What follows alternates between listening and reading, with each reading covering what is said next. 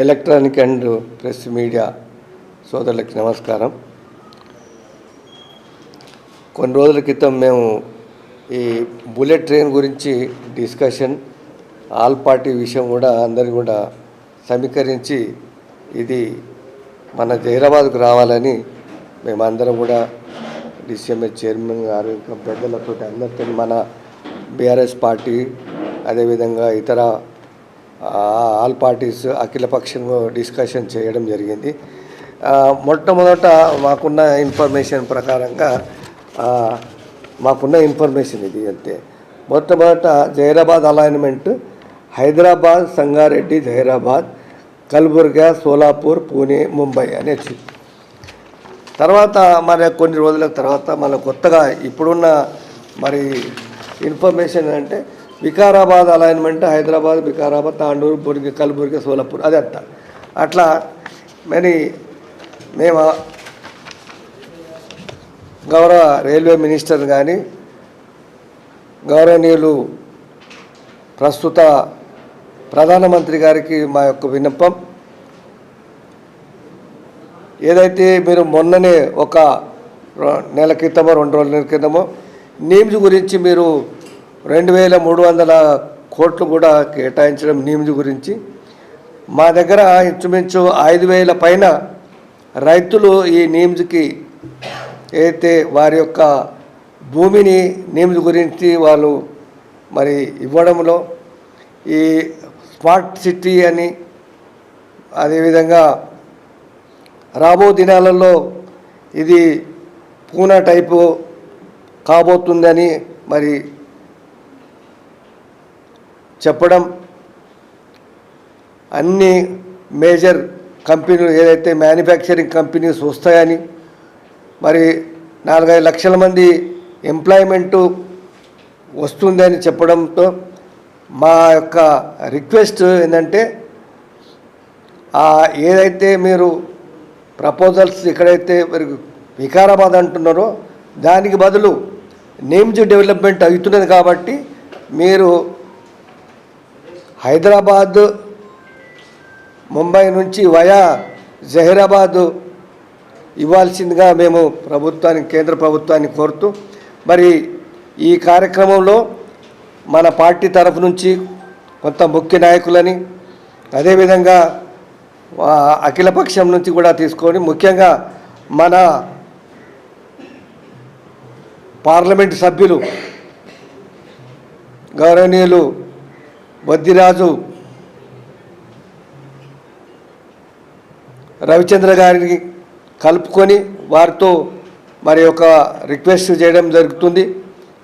గౌరవ రైల్వే మంత్రి గారిని అపాయింట్మెంట్ తీసుకోమని, దీనికి అఖిలపక్షం తీసుకొని వారితో మాట్లాడి కనీసం మనము ఒక రిప్రజెంటేషన్ ఇచ్చి, ఇదే కాకుండా మరి జహీరాబాద్ మరి ట్రాన్స్పోర్ట్ మినిస్టర్ కానీ ఇతరులు కూడా ఎక్కడెక్కడైతే సెంట్రల్ గవర్నమెంట్ ఏ అయితే స్కీమ్స్ ఉన్నాయో వాటిని అన్నిటి కూడా మరి ఇచ్చే ప్రయత్నంలో భాగంగా మేమందరం కూడా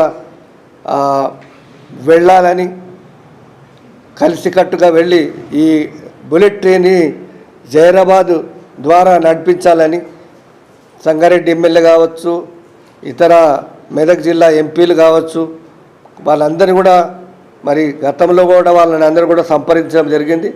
వాళ్ళు కూడా సపోర్ట్ చేస్తామని చెప్పారు. కాబట్టి అందుకే ఈ రాబోవు మరి ఏదైతే పార్లమెంటు సమయంలో పార్లమెంటు ఈ నెల 20 నుంచి వచ్చే నెల 5వ తారీఖు వరకు పార్లమెంట్ జరుగుతుంది. కాబట్టి ఈ సందర్భంగా మేము పెద్దలను సంప్రదించి ముఖ్యంగా ఎంపీలను మరి మన జహీరాబాద్ ఉన్న ముఖ్య నాయకులకి ఆల్ పార్టీ మీటింగ్ తీసుకువెళ్ళాలని ఆ భాగంగా మీరు ముందుగా వారికి ఈ యొక్క సూచనగా మీ ద్వారా వాళ్ళకి ఒక సందేశం పూర్తిగా వెళ్ళాలనే ఉద్దేశంతో ఈ యొక్క ప్రెస్ మీట్ పెట్టడం జరిగింది.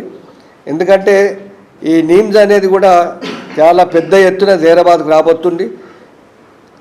దేశమంతా భారతదేశం అంతా కూడా జహీరాబాద్ తట్టు చూస్తూ ఉన్నారు. ఈ నీమ్స్ అయితే భారీ ఎత్తున మరి ఇక్కడ కంపెనీలు రాబోతూ ఉన్నాయి. అందుకే ఈ డెవలప్మెంట్ గురించి బుల్లెట్ ట్రైన్ కూడా జైరాబాద్ ద్వారా పోతే మరి ఇంకా డెవలప్మెంట్ ఎక్కువ అవుతుంది. ప్రధానమంత్రి ఏదైతే ఆశిస్తున్నారో అంతకన్నా ఎక్కువ ఘనంగా జరుగుతుంది. కాబట్టి ఈ ప్రాంతం చాలా ప్రశాంతమైన ప్రాంతం కాబట్టి జైరాబాద్కి బుల్లెట్ ట్రైన్ అంటే బాంబే నుంచి మరి హైదరాబాద్ వయా జైరాబాద్ ద్వారా వేయవలసిందిగా సెంట్రల్ గవర్నమెంట్ని కోరుతా ఉంది. మీడియా మిత్రులందరూ కూడా నమస్కారాలు తెలియజేస్తూ, ముఖ్యంగా ఈరోజు ప్రెస్ మీట్ సంబంధించి గౌరవ శాసనసభ్యులు గారు ఇందాకనే వివరించడం జరిగింది.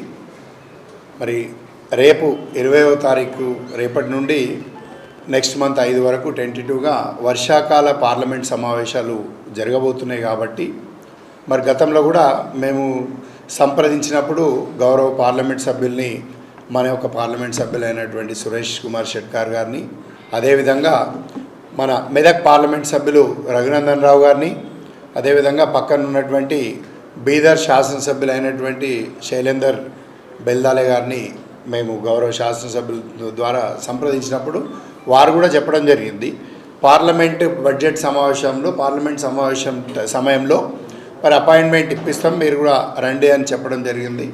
మరి అదేవిధంగా మరి మీ అందరికీ తెలుసు, ఈరోజు బుల్లెట్ ట్రైన్ సంబంధించి ఆ రైలు పట్టీలు ఎట్లుంటాయో అట్లా తిరుగుతూ ఉన్నది.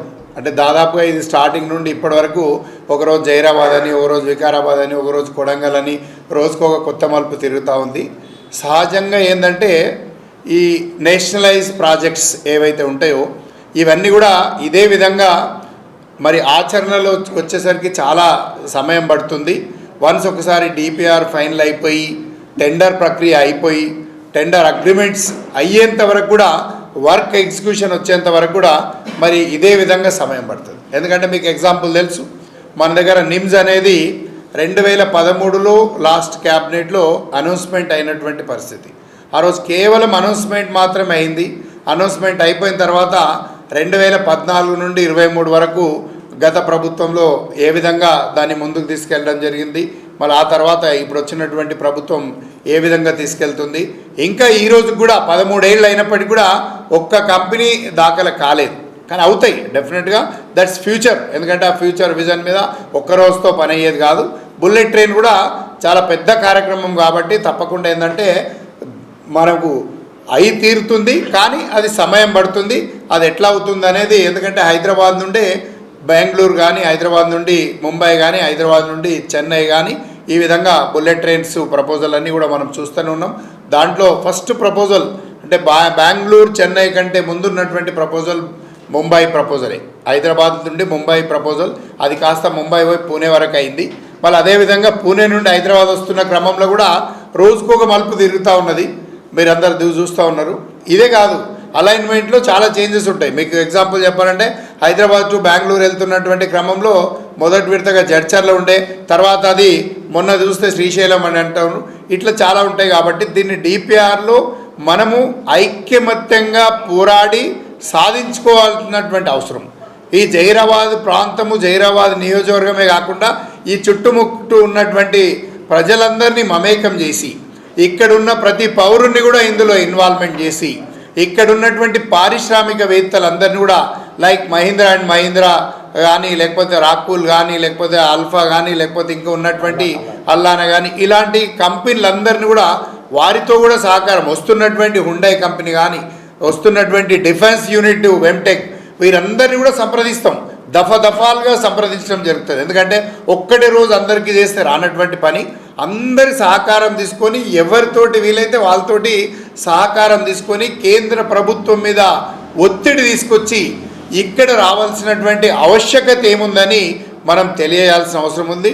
దాంట్లో మొదటి క్రమంగా మరి కేంద్ర రైల్వే మంత్రి గారిని, మరి మిగతా కేంద్ర మంత్రులను కలవడానికి రేపటి నుండి 5వ తారీఖు లోపల పార్లమెంట్ సెషన్లో మరి మాకు అపాయింట్మెంట్ వస్తే ఇక్కడి నుండి డెలిగేషన్ కమిటీ గౌరవ ఎమ్మెల్యే గారి ఆధ్వర్యంలో తీసుకొని వెళ్ళడం జరుగుతుంది.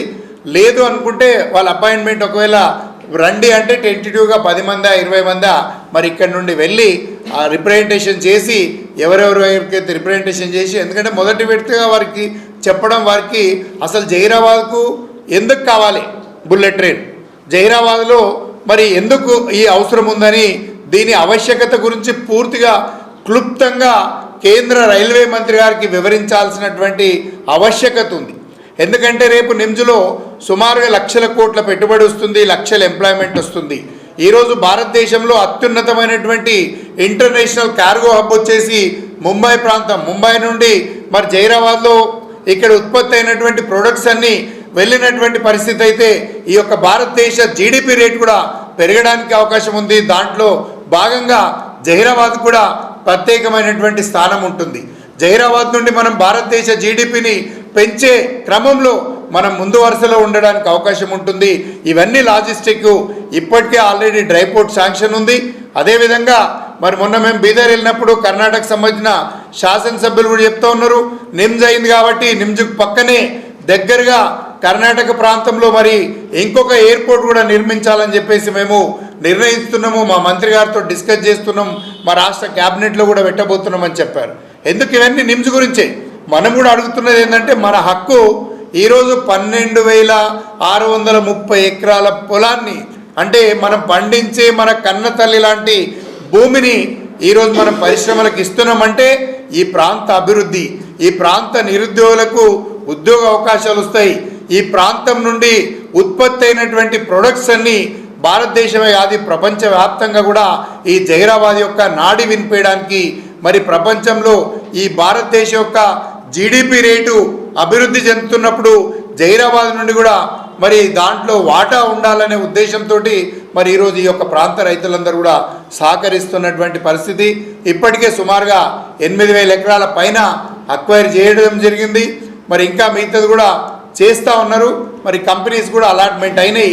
ఇవన్నీ కూడా పూర్తిగా వివరించి మరి వారికి వివరించి క్లుప్తంగా ఏంటంటే వివరించి ఇక్కడికి రావాల్సిన ఆవశ్యకత ఏదుందో అది వివరించడానికి మరి అందరినీ కలుపుకొని వెళ్ళడం జరుగుతుంది. దీంట్లో అక్కడ ఉద్యమాలు కానీ లేకపోతే సాధించేంత వరకు ఏ విధంగా పోరాటం అనేది ఉంటుంది. కాబట్టి దీంట్లో ప్రతి ఒక్కరి పౌరుణ్ణి ఇన్వాల్వ్మెంట్ చేసి మనం ఈ కార్యాచరణ ముందుకు తీసుకెళ్లడం జరుగుతుంది. మరి రేపటి నుండి పిలుపు ఏ రోజు వస్తే ఆ రోజు వెళ్ళడానికి అవకాశం ఉంటుంది. కాబట్టి అది మీ మీడియా ద్వారా ప్రతి ఒక్కరికి కూడా జహీరాబాద్ ప్రాంత ప్రజలందరూ కూడా తెలియజేయడానికి ఈరోజు ఈ యొక్క సమావేశం ఏర్పాటు చేసుకోవడం జరిగింది. దీంట్లో ప్రతి ఒక్కరు కూడా సహకరించాల్సిందిగా మరి సహకరించి మన జహీరాబాద్కు బుల్లెట్ ట్రైన్ సాధిద్దామని చెప్పేసి తెలియజేస్తూ సెలవు తీసుకుంటాం. Thank you. जुल्म के खिलाफ सच के साथ तो जुड़े रहिए, खबरदार रहिए सिर्फ ZHBTS न्यूज़ के साथ।